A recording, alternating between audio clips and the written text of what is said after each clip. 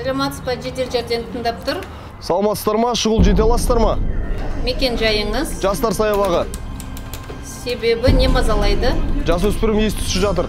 Вызовыңыз қабылданды, 15 минуттың ішінде екінші категориямен жетеді. Сау болыңыз. Сау болыңыз. Бірінші топ шақырылымға. Бірінші топ шақырылымға.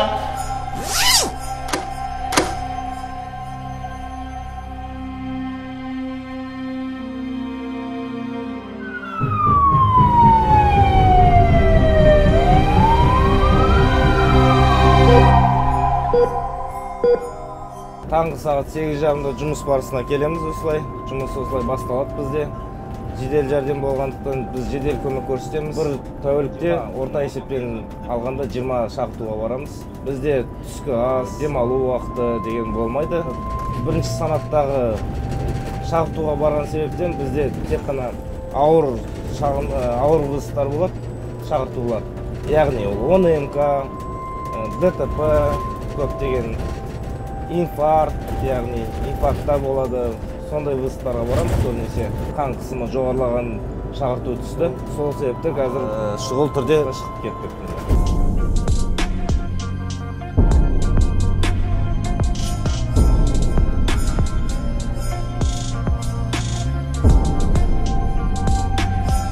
Науқасты ауруханаға алып бара жатырмыз. Келген кезде қан қысымы 120/80 болды.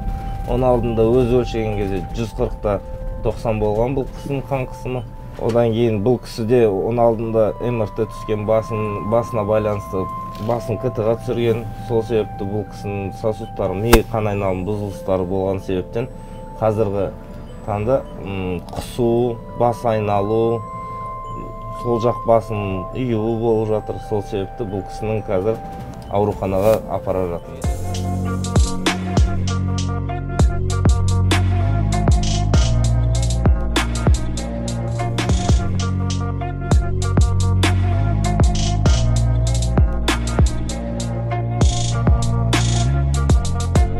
Әр науқасқа әр ерекшеліктер болады. Жүрегі айнуы, бас айнуы, үшеуіне байланысты. Сол себепті ол кісіні бірінші отырғызып алып келді. Шақырту түсті. Абай проспекті, Смол сауда кешенінде.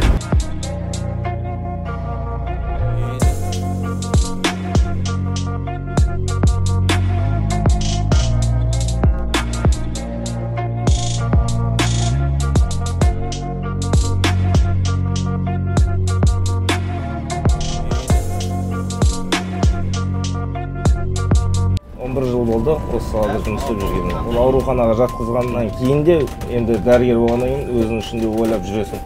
Сол себепті бізде ол ауруханада дәрігерлермен хабарласып сұрап тұрамыз жағдайды. Анам бірінші емханада жұмыс істеген, мейірбике болып 36 жыл бір жерде істеп, бір жерде пенсияға шыққан, қазір зейнеткер. Сол кісінің жұмысында жүріп, кішкентай кезімізден медицинаны ұнатып кеттік десек те болады, жан-тәнімізбен. Қазіргі таңда келіншегімде дәрігер болып жұмыс істейді, перинатальный центрде акушер-гинеколог. Жанұямызбен дәрігеріміз. Бұл салада істеп жатқаныма 11 жылдан асты. Жедел жәрдем жүргізушісі болып. Көп жағдайда жол берілмейді. Час пиктің уақытында жете алмайсыз. Бірінші санаттағы вызовтарға. Дом алдына қойып қояды. Бір тар жолға мысалға. Оның арасында түсінетін кісілер де бар, түсінбейтін кісілер де бар. Білесің, қазір аяқты ауру түсіріп келе жатыр десең, настайып өтеді, тұрып алады. Мен өтуім керек, мен сигнал беріп тұрмын, неғып маған жол бермейсің деген сияқты. Ондай кедергілер көп. Новостройкалар мысалға қазір көп қой бізде. Солардың номерлері болмайды, аты болмайды. Әшін участок номермен бере салады. Сондай кезде табу қиынға соғады. Қаланышы бос уақыттарда болады 10 минутта жетуге. Ал час пиктің уақытында 10 минутта жете алмайсыз. Жұмыс өте ауыр. Өте ауыр. Шақыртуда небір жағдайлар болады.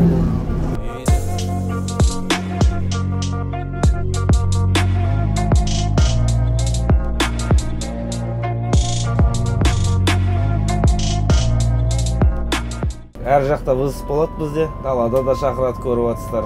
Үйге де шақырады. Халыққа қызмет көрсету ол менің парызым ретінде қараймын өзім. Таңертең тұрғанда да осы жұмысымызды ойлап тұрамыз. Анау науқас қандай болды екен, мынау науқас қандай болды екен, соның бәрін ойлап, енді бұл жұмыс өмірімізбен байланысты.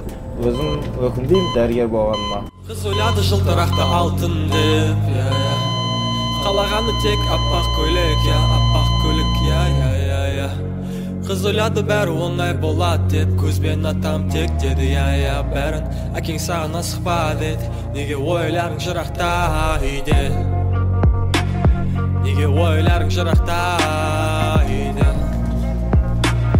неге ойларың. Сізбен біздің амандығымыз үшін уақытпен санаспай, жанкешті еңбек етіп жүрген жедел жәрдем қызметкерлерінің жұмысына өздеріңізбен бірге қанық болдық. Бұл тек бір күннің ғана көрінісі. Тәулік бойы дәл осындай 2000-ға жуық шақырту келіп түседі. Ал аймақта науқастарға 93 арнайы бригада қалтқысыз қызмет көрсетуде.